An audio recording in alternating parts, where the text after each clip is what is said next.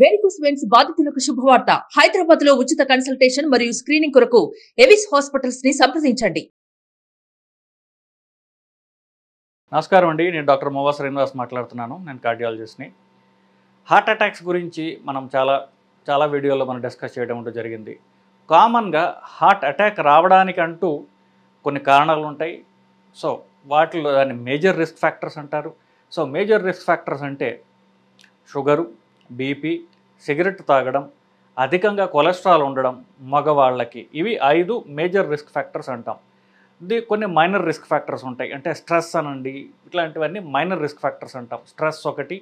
తర్వాత ఇప్పుడు కొలెస్ట్రాల్ ఎక్కువ ఉండడంలో ముఖ్యంగా మనం ఎల్డిఎల్ అనేటటువంటిది ఎక్కువ ఉంటే హార్ట్ అటాక్స్ రావడం, పక్షవాతం రావడం, శరీరంలో ఏ రక్తనాళాలైనా బ్లాక్ అవ్వడానికి ఎల్డిఎల్ అనేది ప్రధాన కారణమని ఆల్మోస్ట్ లైక్ ఒక 50 ఏళ్ల నుంచి మనకు తెలుస్తుంది. లిపిడ్ హైపాథసిస్ అని చేశారు ఒకళ్ళు. సో దాంట్లో ఆల్మోస్ట్ లైక్ 1970sలో వాళ్ళు కనుక్కుంది ఏంటంటే ఇదే ఎల్డిఎల్ పెరిగితే హార్ట్ అటాక్స్ కానీ రక్తనాళాల బ్లాక్స్ వచ్చేటటువంటి ఏ జబ్బు అయినా వస్తుంది కనుక్కున్నారు. బాగుంది.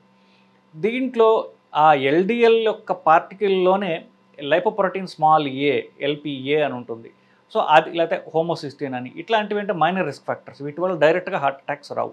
సో మేజర్ రిస్క్ ఫ్యాక్టర్స్ నేను చెప్పినట్టుగా షుగరు, బీపీ, స్మోకింగు, అధికంగా ఎల్డిఎల్ ఉండడం మగవాళ్ళకి, ఇవి దీనివల్ల ముఖ్యంగా ఎక్కువ హార్ట్ అటాక్స్ వస్తాయి అనుకుంటున్నాం. మైనర్ రిస్క్ ఫ్యాక్టర్స్ కూడా చెప్పా. కొన్ని అరుదైన కారణాలు ఉంటాయి. అవి ఏంటంటే ఫర్ ఎగ్జాంపుల్ ఈ మధ్యకాలంలో మనం చూసినటువంటిది కోవిడ్ వచ్చిన తర్వాత రక్తం గడ్డగట్టడం ఎక్కువ జరుగుతోంది. సో ఇలాంటి వాళ్ళల్లో అన్ఎక్స్ప్లెయిన్డ్గా సడన్గా హార్ట్ అటాక్లు రావడం అంటూ జరిగింది. ఇప్పుడు తగ్గింది అనుకోండి. అట్లీస్ట్ 2019, 2020, కొంతవరకు 21 వరకు, ముఖ్యంగా 2020లో ఉన్న వేవ్లో ఎక్కువ హార్ట్ అటాక్ రావడం జరిగింది. సబ్సిక్వెంట్ వైరసెస్కి అంత హార్ట్ మీద ఎఫెక్ట్ లేవు. సో ఇవి ఇంకా కొన్ని రేర్ కారణాలు చెప్పుకోవాలి అంటే ఏమీ లేకుండా సడన్గా హార్ట్ అటాక్ లాగా రావడానికి కారణాల గురించి మాట్లాడుతున్నాం. ప్రెగ్నెంట్ ఉమెన్లో, గర్భిణీ స్త్రీలలో కొంతమందిలో సడన్గా ఛాతీలో నొప్పి రావడం జరుగుతుంటుంది. వాళ్ళలో స్పెసిఫిక్ ఇది చాలా అరుదైన కారణమే అయినప్పటికీ జరుగుతూ ఉంటుంది. రక్తనాళాలు బాగా మెత్తబడిపోయి అవి లోపల చీలిక రావడం జరుగుతూ ఉంటుంది. ఇవన్నీ కూడా అరుదైన కారణాలుగా మనం చెప్తున్నాం. సో ప్రధాన కారణాలు మేజర్ రిస్క్ ఫ్యాక్టర్స్ ఇప్పటికే 2 సార్లు నేను మాట్లాడటం జరిగింది. కానీ వీటన్నిటిలో కూడా అరుదైన ప్రజెంటేషన్ ఏంటంటే, ఇప్పుడు మీకు ఒక ఎగ్జాంపుల్ చూపించి దాన్ని మీకు ఎక్స్ప్లెయిన్ చేసి, ఫస్ట్ ఎగ్జాంపుల్ చూద్దాం, చూసిన తర్వాత ఆ కారణం ఏంటో మీతో నేను చెప్తాను బేసికలీ. సో ఇప్పుడు మీకు చూపించబోయేటటువంటి ఒక ఎగ్జాంపుల్, ఈ ఆదివారం రాత్రి 10ంటికి ఒక అడ్మిషన్ రావడం జరిగింది. అతను ఎవరు? ఒక 44 ఏళ్ల వ్యక్తి.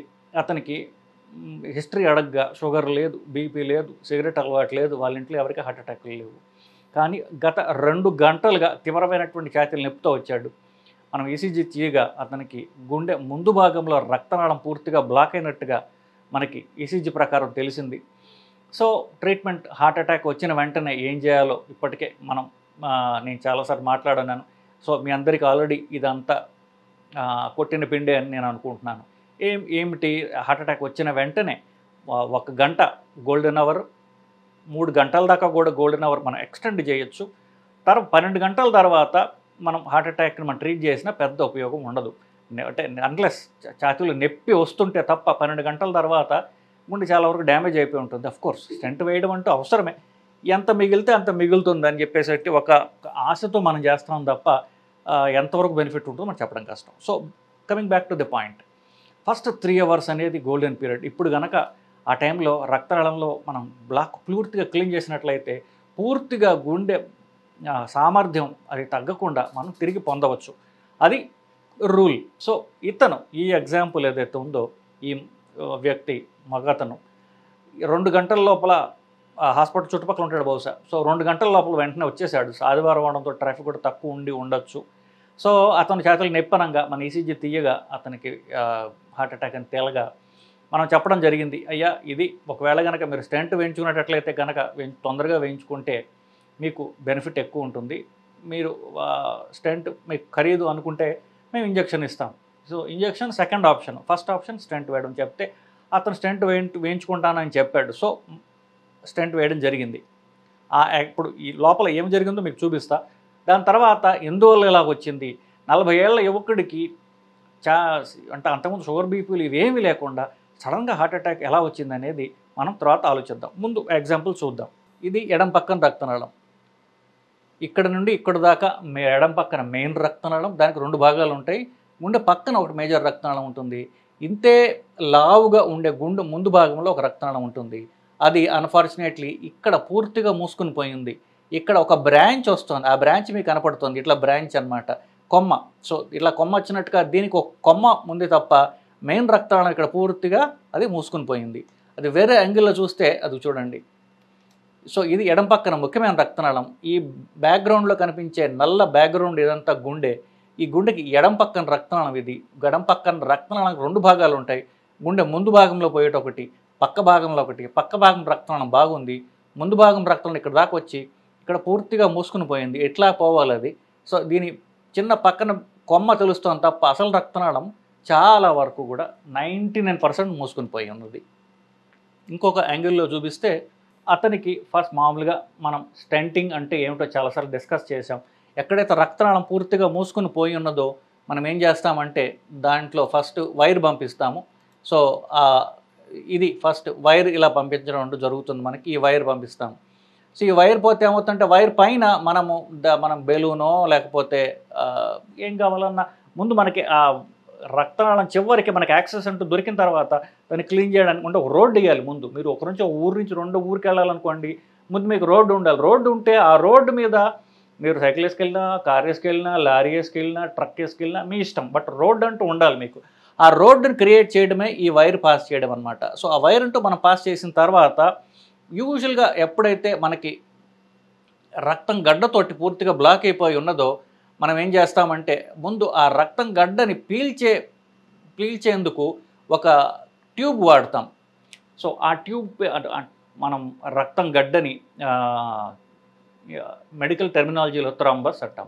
సో థ్రాంబస్ని మనం యాస్పిరేట్ చేస్తాం, అంటే ఉన్న రక్తం గడ్డని బయటికి పీల్చేస్తాం. దాన్ని పొడి చేసినట్లయితే ఏమవుతుందంటే అది కిందకి వెళ్ళిపోయి మొత్తం రక్తనాళాలన్నింటినీ కూడా బ్లాక్ చేసే అవకాశం ఉంటుంది. కాబట్టి ఉన్న రక్తం గడ్డని బయటకు మనం పీల్చేసామనుకోండి అది క్లీన్ అయిపోతుంది.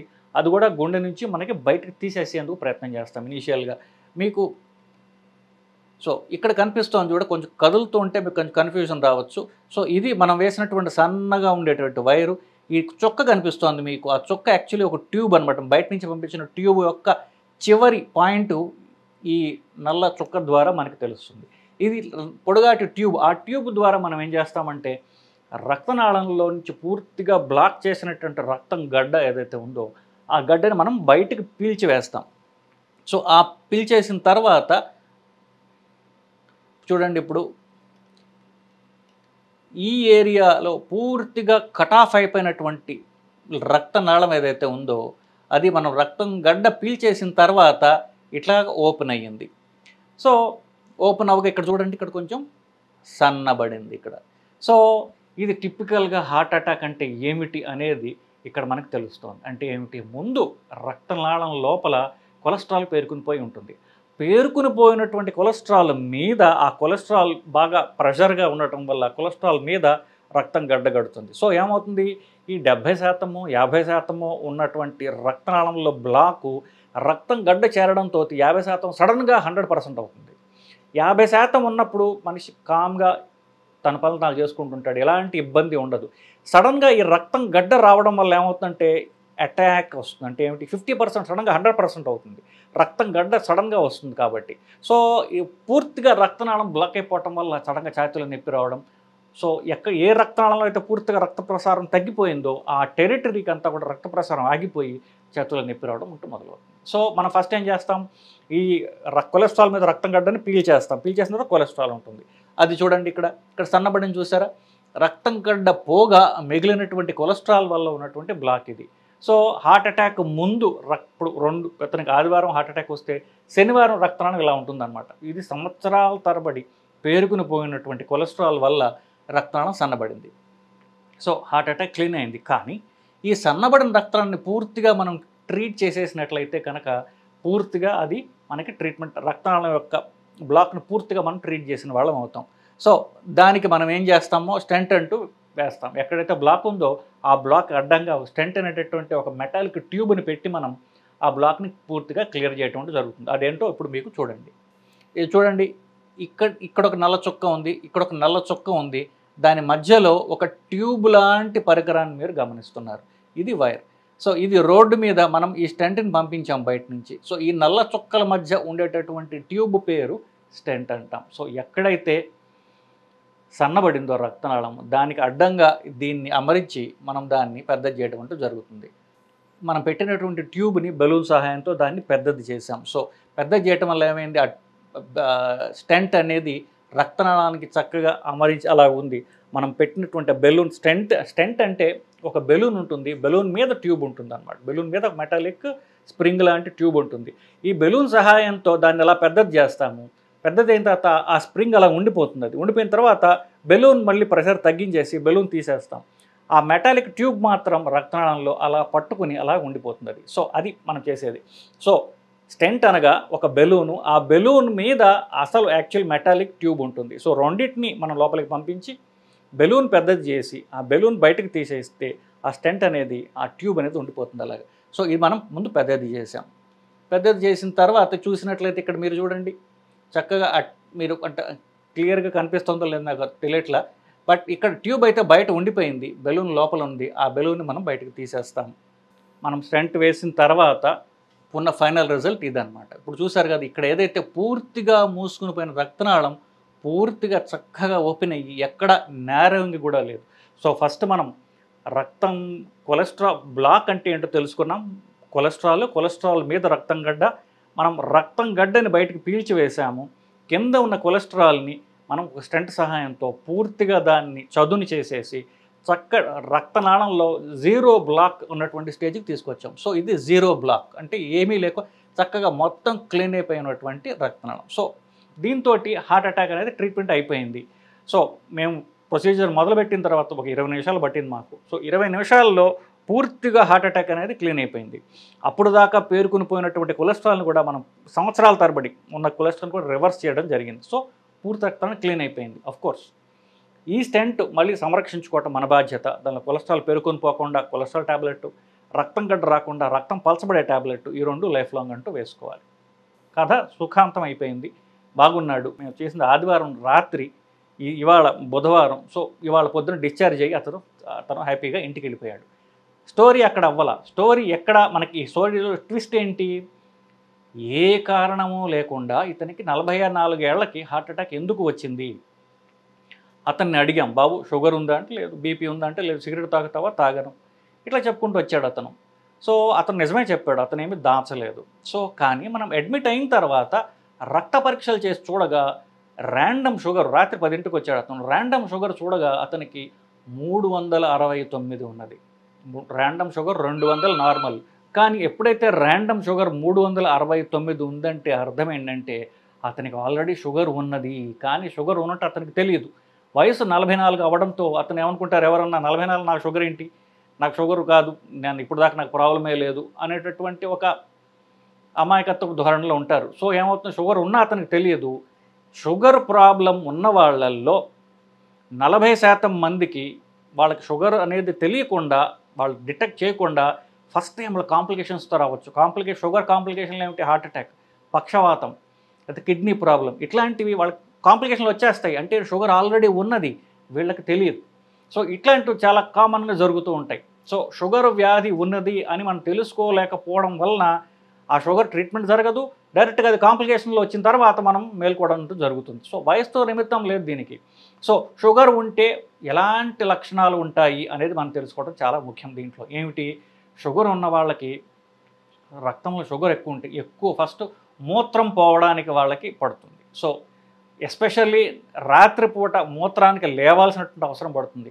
అంతకుముందు వాళ్ళని అవసరమే లేకపోతే ఇప్పుడు 2-3 సార్లు లేవడం, లేకపోతే ఒకసారి లేచే వాళ్ళకి 4-5 సార్లు మూత్రం పోయడానికి అర్ధరాత్రి లేవాల్సిన అవసరం పడుతోంది అంటే వాళ్ళకి షుగర్ ఉండే అవకాశం ఉన్నది. తర్వాత అధిక దాహం వేయడం, లేదా ప్రతిసారి నీరసంగా ఉండటం, నిస్సత్తుగా ఉండటం, ఇవన్నీ షుగర్ వ్యాధి లక్షణాలు కావచ్చు.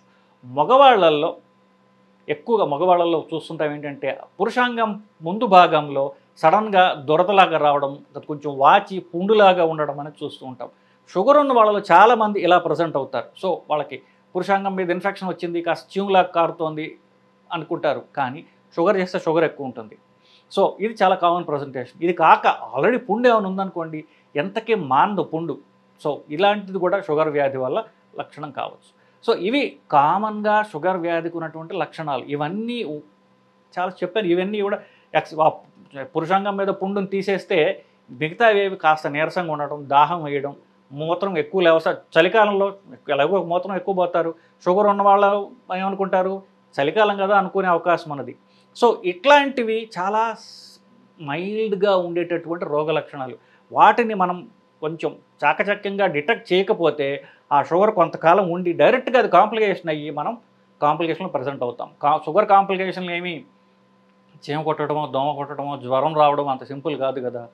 షుగర్ కాంప్లికేషన్లు ఏమిటి? హార్ట్ అటాక్, పక్షవాతం, కిడ్నీ ప్రాబ్లం, కంటి రెటీనా ఎఫెక్ట్ అయిపోవడం, ఇవన్నీ కూడా చాలా తీవ్రమైనటువంటి కాంప్లికేషన్స్. కాబట్టి షుగర్ వ్యాధిని ముందే గుర్తుపట్టడం చాలా ముఖ్యము. దానివల్ల షుగర్ తగ్గుతుంది, షుగర్ కాంప్లికేషన్లు నివారించుకోవచ్చు, లేదా దాన్ని ఆపుకోవచ్చు. సో ఇది ఈ కథలోంచి మనం నేర్చుకోవాల్సిన పాఠం ఏంటంటే, షుగర్ వ్యాధి ముందుగా గుర్తుపట్టడము. మన ఇంట్లో ఎస్పెషల్లీ ఒకళ్ళకంటే ఎక్కువ షుగర్ ఉన్నట్లయితే మనకి షుగర్ వచ్చే అవకాశం ఉన్నది. మనం షుగర్ రోగ లక్షణాలని జాగ్రత్తగా మీరు మీ సిమ్టమ్స్ గమనిస్తూ ఉండాలి. సో అధిక యూరిన్ వెళ్ళాల్సిన వచ్చిన, దాహంగా ఉన్న, లేకపోతే నీరసంగా ఎక్కువగా ఉన్న, పురుషాంగం మీద ఇన్ఫెక్షన్స్ వస్తున్న, ఆడవాళ్ళకి మూత్రం ఇన్ఫెక్షన్స్ ఎక్కువ వస్తున్న, ఇవన్నీ కూడా షుగర్ వ్యాధి లక్షణాలు కావచ్చు. ఒకవేళ ఉన్నట్లయితే కనుక తినకముందు తిన్న తర్వాత షుగర్ పరీక్ష చేయించుకోండి. ప్రాబ్లం ఉన్నట్లయితే కనుక ఏం చేయాలో మీరు డాక్టర్ మీకు చెప్తారండి. అఫ్కోర్స్ మనం చాలా వీడియోలు చేసాం. మందులు లేకుండా షుగర్ని ఎలా తగ్గించుకోవాలనేటువంటి చాలా వీడియోలు నేను చేయడం జరిగింది. అవి చూసినట్లయితే ఇంకా ఇన్ఫర్మేషన్ ఎక్కువ ఉంటుంది. సమయాభారం వల్ల ఈ స్టోరీ ఇంతతో ముగిస్తున్నానండి. నమస్కారం.